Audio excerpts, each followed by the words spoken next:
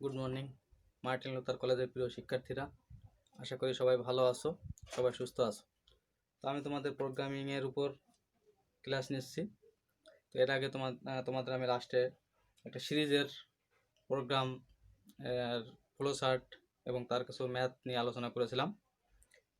তো আজকে আমি তোমাদের সেই ফ্লো চার্ট থেকে কীভাবে তোমরা তার অ্যালগোরিদম লিখতে পারো এবং তার প্রোগ্রামটা কী হবে সেই সম্পর্কে আজকে আমি আলোচনা করব। তো তোমরা যদি ফ্লো চার্টটা খুব ভালো করে বুঝতে পারো তাহলে তোমাদের অ্যালগোরিদম এবং প্রোগ্রামেও কোনো সমস্যা হবে না। তো আমি ফ্লো চার্টটা আবার একটু এখানে এঁকে দিচ্ছি, তারপর আমি সেখান থেকে সে ফ্লো চার্ট দেখে দেখে কীভাবে অ্যালগোরিদমটা লিখতে হয় সেই কৌশলটা আমি তোমাদের দেখাই দিচ্ছি। তাহলে আগে আমি তোমাদের ফ্লো চার্টটা একটু ধরে করতেছি।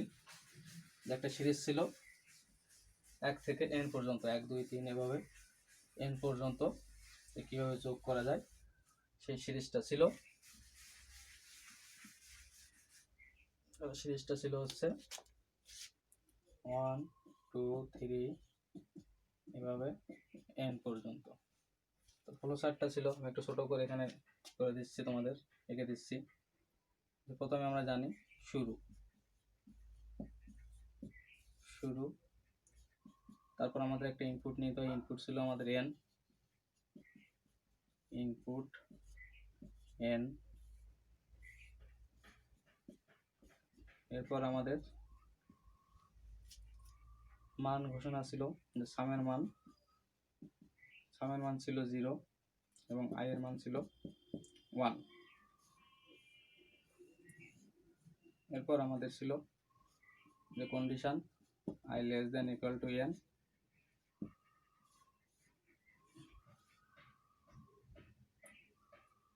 এটা যদি হ্যাঁ হয় তাহলে sum equal to sum plus i। এরপর হচ্ছে ইনক্রিমেন্ট ছিল 1 করে, i equal to i plus 1, এবং এটা ঘুরে আবার এখানে আসছিল, যেহেতু আমরা লুপের কাজ করব, আর যদি না হয় তাহলে সে প্রিন্ট করে দিবে প্রিন্ট সাম,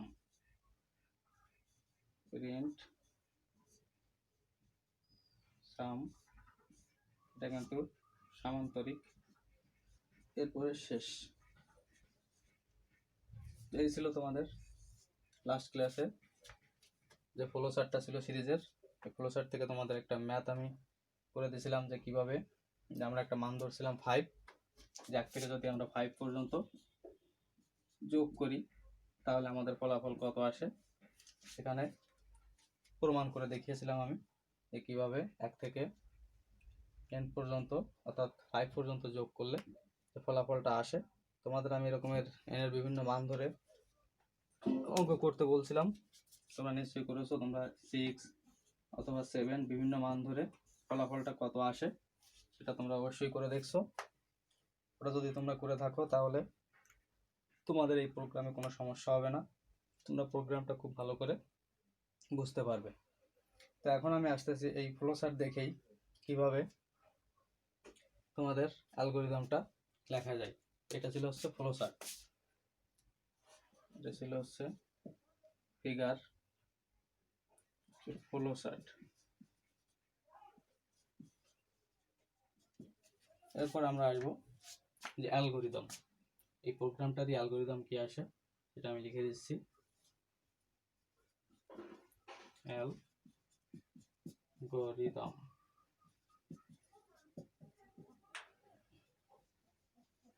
অ্যালগোরিদম সম্পর্কে আমি তোমাদের আগেই বলেছি যে কোনো একটা প্রোগ্রামের সমস্যা ধাপে ধাপে সমাধান করার প্রক্রিয়াই হচ্ছে অ্যালগোরিদম। অর্থাৎ কোনো একটা প্রোগ্রাম যদি আমি বর্ণনা আকারে লিখি তাহলে সেটাই হচ্ছে আমার অ্যালগোরিদম। অর্থাৎ এখানে যে ফ্লো চার্ট আছে, এখানে যা কিছু আছে সেগুলো আমি চিত্রের মাধ্যমে না করে একটু কথায় লিখবো, যেখান থেকে এই হচ্ছে এগুলো আমি একটু কথায় লিখে দিব, এটাই হচ্ছে মূলত অ্যালগোরিদম। তাহলে আমি এই ফ্লো চার্টটা দেখেই এটা অ্যালগোরিদম আমি লিখে দিচ্ছি, তোমরাও ঠিক এভাবে লেখার চেষ্টা করবে, তাহলে তোমাদের অ্যালগোরিদমে কোনো সমস্যা হবে না। তো ধাপ 1, যেহেতু এগুলো ধাপে ধাপে লিখতে হয়, তাহলে ধাপ 1 ধাপ 1 এখানে দেখো লেখা আছে শুরু, তাহলে আমি এখানে ওই শুরু কথাটাই লিখব। ধাপ 1 শুরু। এরপরে দেখো আছে ইনপুট n, তাহলে এই কথাটা আমি একটু কথায় লিখবো যে ধাপ 2 ইনপুট n নিলাম, ইনপুট n নেই, n এর মানটা আমি ইনপুট নিয়েছি, সেই কথাটা আমি লিখে দিলাম। এরপরে দেখো আছে সাম ইকুয়াল টু 0 আর i ইকুয়াল টু 1, সাম এবং i এর মান আমরা সেট করব। তাহলে ধাপ 3 তে আমরা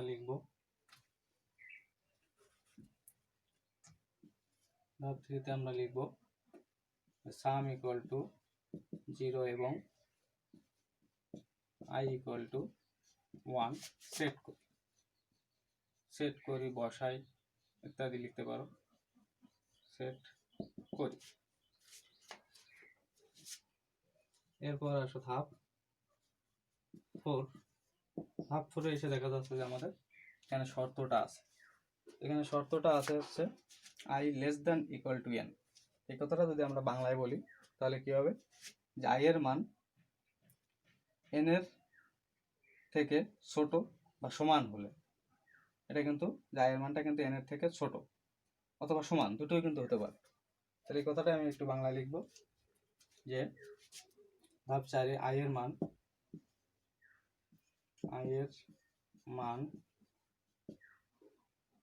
n এর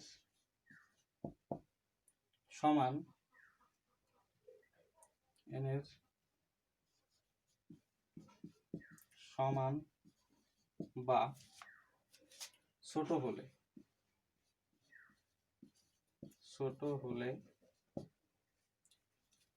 তাহলে আমরা নিশ্চয়ই পরবর্তী যে ধাপ আছে অর্থাৎ এই যে sum equal to sum plus i, সেখানে আমরা যাব।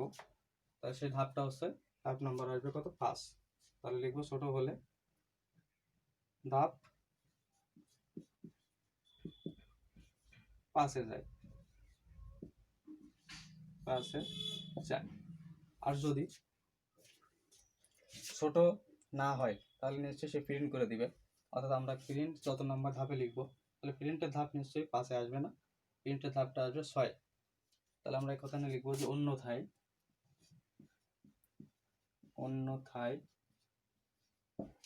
ধাপ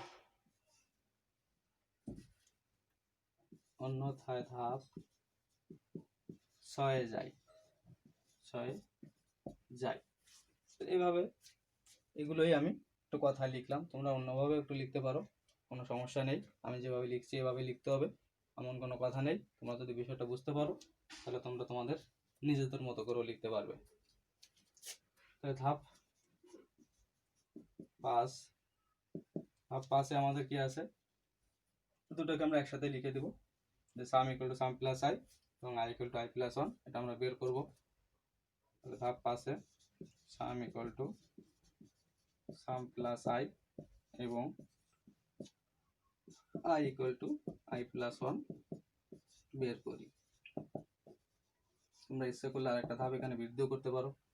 ধাপ 5-এ sum equal to sum plus i বের করি, আবার ধাপ 6-এ i equal to i plus 1 বের করি। এগুলো তোমরা করতে পারো, কোনো সমস্যা নেই। এরপর ধাপ 6-এ আমাদের নিশ্চয়ই ফলাফলটা প্রিন্ট করতে হবে। তাহলে লিখতে হবে সামের মাধ্যমে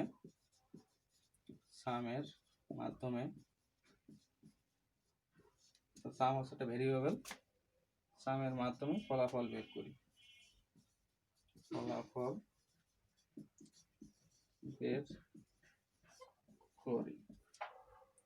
এরপর আমাদের আরেকটা ধাপ আছে, সেই ধাপটা নিশ্চয়ই শেষ। তাহলে ধাপ 7-এ আসবে, ধাপ 7-এ আমরা লিখব শেষ। এই ছিল তোমাদের এই ফ্লোচার্টেরই অ্যালগরিদম। এরপর আসা যাক যে এটার প্রোগ্রাম, যে সোর্স কোড বা প্রোগ্রাম। আমি বলছিলাম যে প্রত্যেকটা প্রোগ্রামেরই কিন্তু ফ্লোচার্ট থাকে, তার অ্যালগরিদম থাকে এবং তার সি প্রোগ্রাম বা তার সোর্স কোড থাকে। তাহলে আমরা এই যে প্রোগ্রামটা আছে, এই প্রোগ্রামটাতে এখন আমরা সোর্স কোডটা লিখব।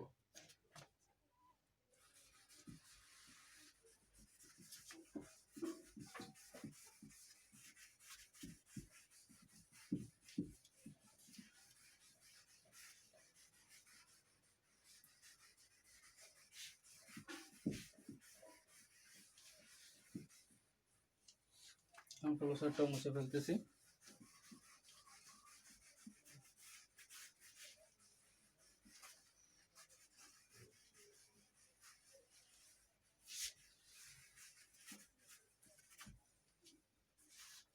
তাহলে এই প্রোগ্রামটারই সোর্স কোড।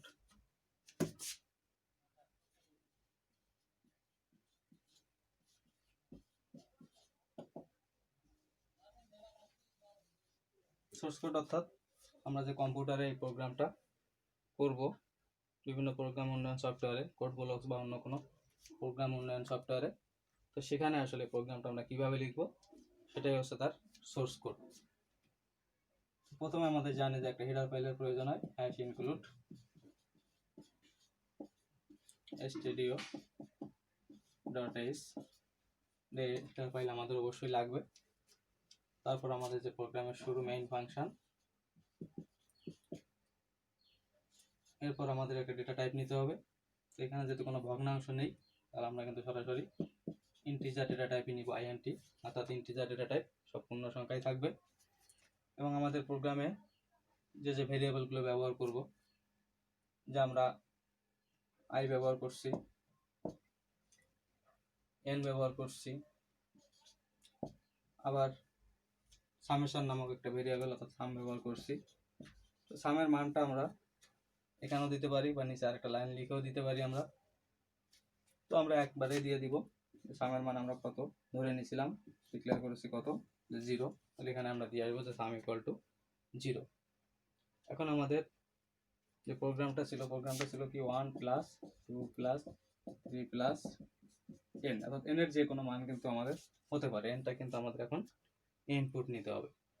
ইনপুট নেওয়ার জন্য আমরা যে ফাংশন ব্যবহার করি, সেই ফাংশনটা ব্যবহার করতে হবে যে scanf %d, অর্থাৎ ইন্টিজারের ফরম্যাটে স্পেসিফায়ার %d, এরপর আমাদের অ্যাড্রেস বা লোকেশন $n। এটা হচ্ছে আমাদের ইনপুট ফাংশন। আমরা n এর মানটা ইনপুট নিব, যে কোনো মান 5 হতে পারে, 7 হতে পারে, 100 হতে পারে, যে কোনো মান আমরা ইনপুট নিব। এরপর আমাদের যে লুপ আমরা করেছিলাম, বিভিন্ন প্রকার লুপ, তাহলে সেখানে আমরা ফর লুপটা ব্যবহার করতেছি। যে ফর লুপ ব্যবহার করলাম এবং শুরুর মান কত আছে সেই শুরুর মানটা আমরা দিয়ে দিব, যা i = 1। এরপর হচ্ছে আমাদের যে শর্তটা ছিল i <= n, এরপর আমাদের i = i + 1, অথবা আমরা i ++ ও দিতে পারি। এরপর আমাদের যে স্টেটমেন্ট, এটা হচ্ছে আমাদের printf, যে আমাদের মূল ইকুয়েশন, যে স্টেটমেন্ট আমাদের মানটা বের করতে হবে, sum = sum + i, অর্থাৎ আমাদের যোগ করে যে মূল যে ভেরিয়েবল সামের ভিতরে আসবে, sum = sum + i। তাহলে আমরা ফলাফল কিন্তু পেয়ে গেছি, সাম নামক যে ভেরিয়েবল আছে তার মধ্যে কিন্তু ফলাফলটা চলে আসবে। তাহলে আমরা ফলাফল প্রকাশ করব কোন ফাংশনের মাধ্যমে, printf ফাংশনের কাজ হচ্ছে ফলাফল প্রকাশ করা। আমরা একটা ফলাফল পাচ্ছি, তাই একটা %d, আর ভেরিয়েবলের নামটা ছিল সামেশন sum। তাহলে আমাদের প্রোগ্রামটা কিন্তু শেষ। তাহলে এই পর্যন্ত লিখলেই কিন্তু আমরা এখান থেকে ফলাফলটা পেয়ে যাব। n এর যে মান দিব তার উপর নির্ভর করে আমাদের ফাইনালি ফলাফলটা চলে আসবে।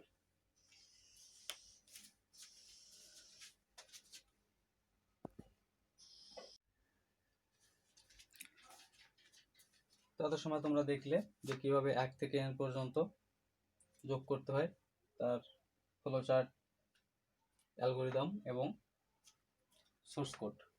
তো এখন আমরা দেখব যে সিরিজটা যদি পরিবর্তন করে দেয়, যে 1 2 3 এভাবে না দিয়ে যদি তারা অন্য কোনো সিরিজ ব্যবহার করে, যেমন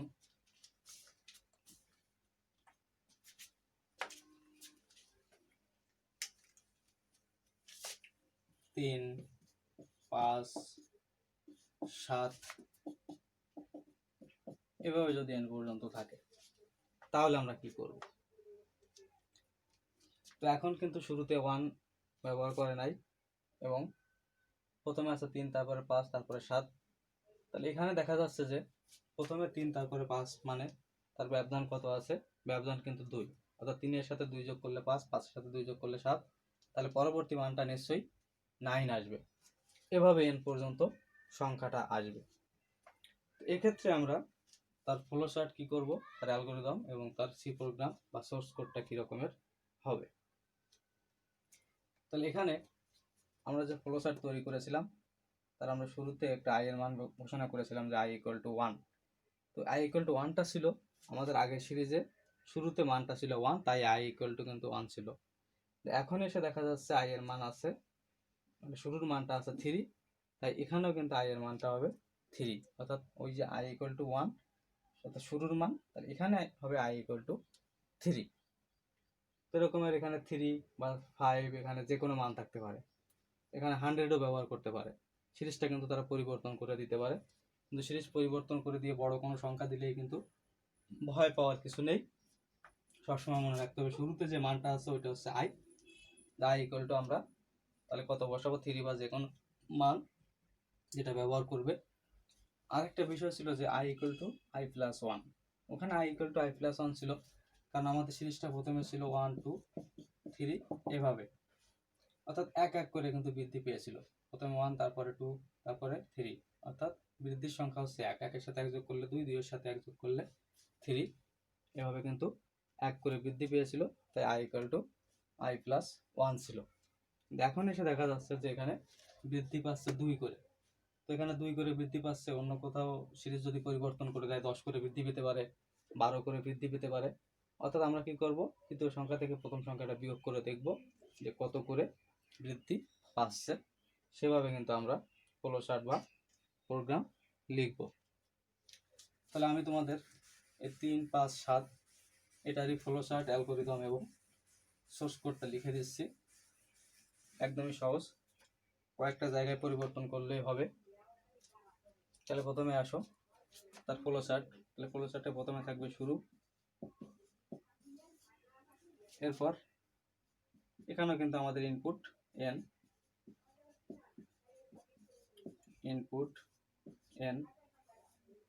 ইনপুট কিন্তু সামান্তরিক চিহ্ন সবসময় মনে রাখতে হবে। এরপর সাম ইকুয়াল টু কিন্তু এখানে 0 ব্যবহার করতে হবে, শুধু পরিবর্তন হবে i = এখন কিন্তু 1 হবে না, এখন হবে কত? 3, শুরুতে 3 আছে, তাই i = হবে 3। এরপর যে কন্ডিশন আছে একই, i <= n,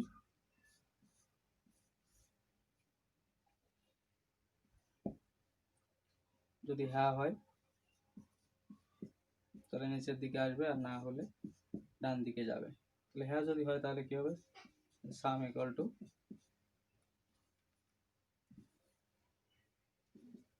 some plus i,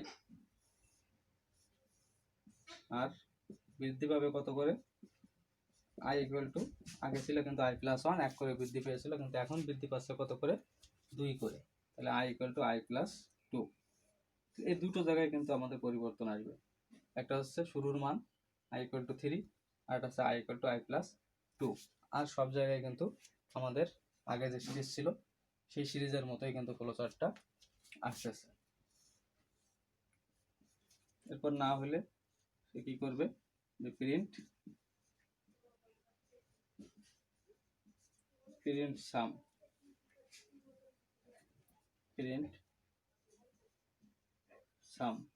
print কিন্তু সামান্তরিক চিহ্ন মনে রাখতে হবে, এটা যেন ভুল না হয়। এরপর আমাদের শেষ। একদমই কিন্তু সহজ। আমরা যদি আগের প্রোগ্রামটা খুব ভালো করে বুঝে থাকি তাহলে কিন্তু এটাতে আমাদের কোনো সমস্যা হবে না। তো এটা শুধুমাত্র এই সিরিজের জন্য না, যে কোনো সিরিজ তারা দিয়ে দিতে পারে, শুধু আমাদের খেয়াল রাখতে হবে শুরুর মানটা কত আছে, কত করে বৃদ্ধি পাচ্ছে, তাহলে কিন্তু তার আমরা ফ্লো চার্ট খুব সহজেই আঁকতে পারবো। এই যে দুটো জায়গাতেই আমি আবারও বলে দিচ্ছি যে i=3 আমাদের শুরুর মানটা, আর আমাদের কত করে বৃদ্ধি পাচ্ছে, 2 করে বৃদ্ধি পেলে 2, 100 করে বৃদ্ধি পেলে 100, 12 করে বৃদ্ধি পেলে 12। এরপরে আমাদের আছে এর অ্যালগরিদম। এটা আমি মুছে ফেলতেছি। অ্যালগরিদমটা তোমরা কি করবে, এই ফ্লো চার্ট দেখে দেখে লেখার চেষ্টা করবে, তাহলে তোমাদের জন্য একটু সহজ হবে।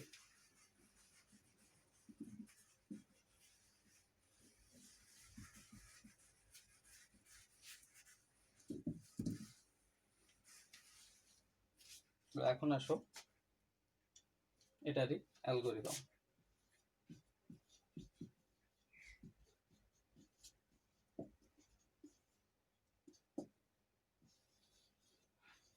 তো এখানেও কি আছে, ধাপ 1, ধাপ 1 হচ্ছে শুরু,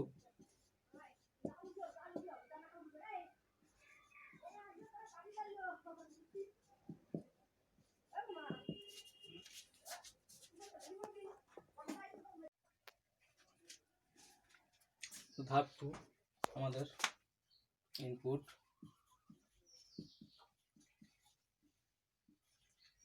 n নেই,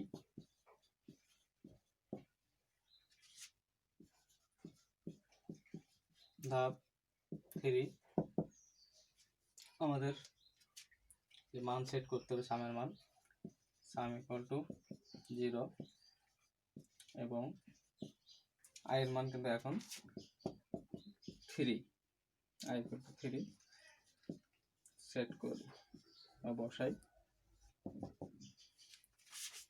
এরপর আমাদের ধাপ 4 ছিল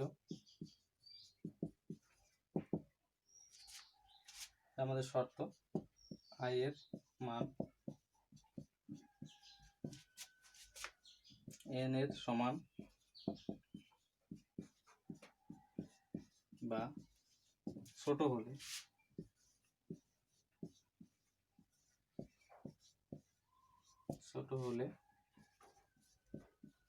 ধাপ 5-এ যাই, ধাপ 5-এ যাই, অন্যথায়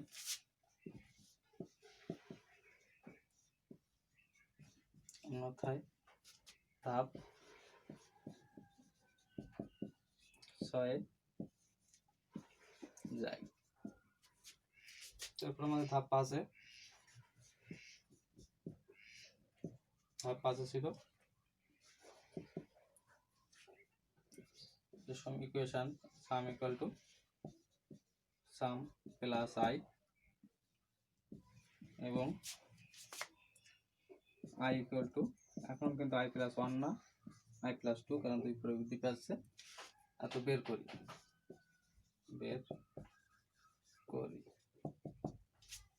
এরপর আমাদের ধাপ 6,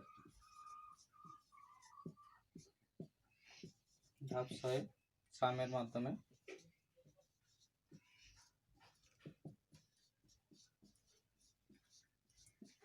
মাধ্যমে ফলাফল প্রকাশ করি,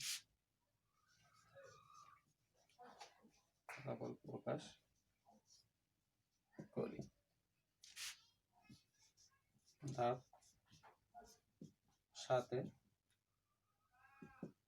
শেষ।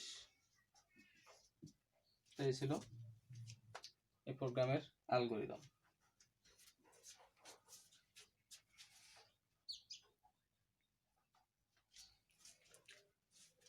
তো এরপর আমরা আসবো এই প্রোগ্রামের সোর্স কোড বা সি প্রোগ্রাম, যেটা আমরা কম্পিউটারে করব। আর একটা বিষয় তোমরা খেয়াল করো, এখানেও কিন্তু এই দুটো জায়গাতে পরিবর্তন, i = 3 আর i = i + 2। এই ছাড়া আমরা যে 1 + 2 + 3 যে সিরিজটা লিখেছিলাম তার সাথে কিন্তু পুরোটাই মিল। অর্থাৎ একটা যদি আমরা ভালো করে বুঝতে পারি তাহলে এগুলোও কিন্তু আমাদের কাছে খুবই সহজ মনে হবে, এবং যে কোনো সিরিজ ঠিক না কেন আমরা কিন্তু পারবো।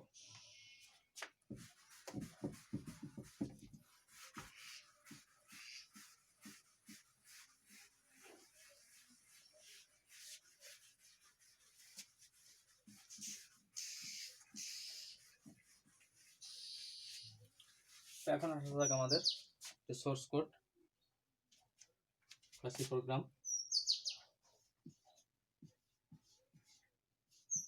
সোর্স কোড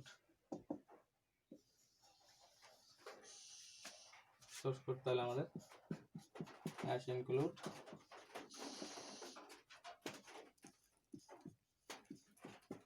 studio.h, তারপর আমাদের মেইন ফাংশন, আমাদের ডেটা টাইপ ইন্টিজার, এখানেও কিন্তু আমাদের ভেরিয়েবল আই এন আর সাম ইকুয়াল টু এখানে আমরা 0 একই রাখবো। এরপর আমাদের ইনপুট নিতে হবে স্ক্যানএফ ফাংশন, স্ক্যানএফ %d, তারপর আমাদের %n, এরপর আমাদের লুপ, ফর লুপ। এখানে এসে আমাদের একটু পরিবর্তন করতে হবে, যে ইনিশিয়ালাইজেশন বা শুরুর মান, এখানে আই ইকুয়াল টু কিন্তু আমাদের শুরুতে যে মানটা ছিল 3, সেই 3টা দিতে হবে। কিন্তু এর আগে যে প্রোগ্রামটা করেছিলাম আমরা সেখানে কিন্তু 1 ছিল, আর এখানে আমাদের শুরুর মান 3, তাই 3 i less than equal to n, i equal to i plus, এখন কিন্তু 2, কারণ 2 করে বৃদ্ধি পাচ্ছে, কারণ প্রথম মান 3, তারপরের মান কিন্তু 5, তারপরের মান 7, অর্থাৎ 2 করে বৃদ্ধি পাচ্ছে, তাই আমরা i equal to i plus 2 ব্যবহার করলাম। যদি আরও বেশি করে বৃদ্ধি পায় তাহলে সেই মানটা এখানে ব্যবহার করতে হবে। এরপর আমাদের যে স্টেটমেন্ট সাম ইকুয়াল টু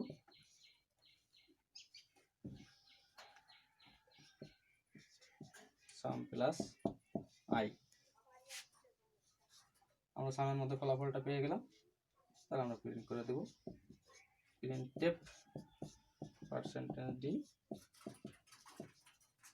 ভেরিয়েবল আছে আমাদের সাম, তাহলে লিখতে হবে সাম, তাহলে কিন্তু আমাদের প্রোগ্রামটা শেষ। তাহলে নিশ্চয়ই আমরা এই প্রোগ্রামগুলো বুঝতে পারলাম, তাহলে তোমরা একটু খুব ভালো করে দেখবে, আর তোমাদের আমি বারবারই বলি যে তোমরা অবশ্যই নোট করে রাখবে, তাহলে তোমাদের বুঝতে সুবিধা হয়, বা পরীক্ষার আগে থেকে এগুলো দেখলে খুব ভালোভাবে পরীক্ষায় লেখা সম্ভব হয়।